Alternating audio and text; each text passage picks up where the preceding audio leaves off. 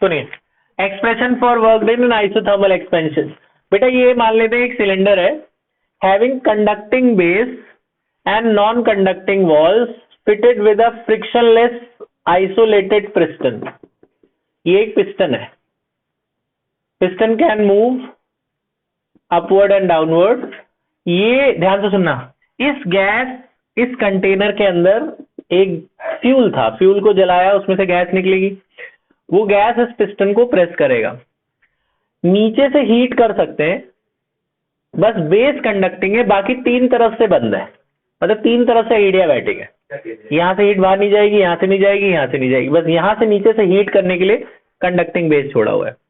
इसको हीट किया इन्होंने गैस को, तो गैस के अंदर प्रेशर P डेवलप हुआ और इसका वॉल्यूम था V1 and it is heated at temperature T।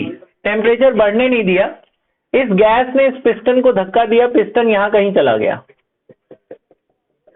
ये जो डिस्टेंस ट्रेवल किया यहां से यहां dx था और इसका जो वॉल्यूम चेंज हुआ वो dv है, इतना वॉल्यूम एक्स्ट्रा आ गया and the temperature is same, temperature T ही है।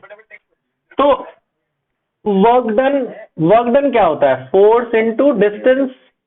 तो क्योंकि स्मॉल डिस्टेंस ट्रेवल किया तो वर्क डन में क्या लेंगे? स्मॉल। वर्क डन होगा फोर्स इनटू स्मॉल डिस्टेंस। लिखना नहीं, सुन लो, खुद करना फिर बिना देखे। आपने पढ़ा है प्रेशर का फॉर्मूला क्या होता है? Force upon area. तो फोर्स कितना हुआ? Pressure into area. Same derivation chemistry में भी करी है आप लोगों ने। तो फोर्स को क्या लिख सकते हैं? प्रेशर इनटू एरिया, है ना। एरिया ऑफ द पिस्टन है बच्चों, ये area of the piston into distance. पता है एरिया इनटू थिकनेस को वॉल्यूम बोलते हैं।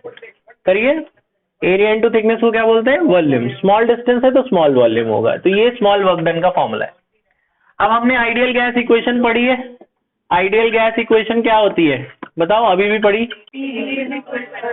Yes, P ideal gas equation is PV equal to NRT. यहाँ से पी निकाल के यहाँ डाल दो। पी कितना आएगा? NRT divided by V. इसमें रखो तो ये आ गया जी NRT divided by V dV. ये स्मॉल वर्क डन आया। Now for total work done आप क्या करते हो? इंटीग्रेट। लिखो मत, सुनो, खुद करना। फॉर टोटल वर्क डन कहां से कहां इंटीग्रेट करेंगे? फॉर टोटल वर्क डन कहां से कहां? फ्रॉम, मान लेते इनिशियल वॉल्यूम V1 था, बाद में वॉल्यूम कितना हो गया? V2। From initial volume V1 to final volume V2, volume V2। तो इंटीग्रेशन करेंगे दोनों तरफ। इधर एनआरटी कांस्टेंट है, बाहर ले लो। एनआरटी कांस्टेंट है, इंटीग्रेशन से बाहर।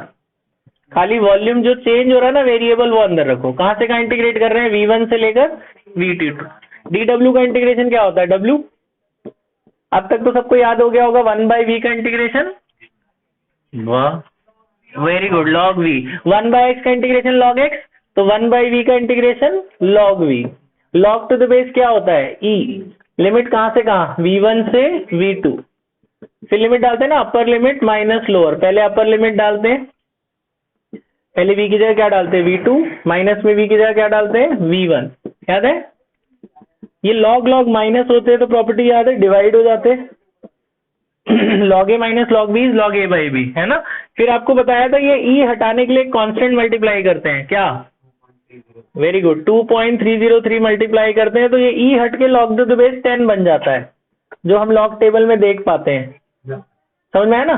तो this is the formula of isothermal work done by the gas in the isothermal expansion. ठीक है, ये फॉर्मूला इंपॉर्टेंट है, डेरिवेशन भी आती है पेपर में, कर लेना, कर लो, पॉज कर लो बेटा। अभी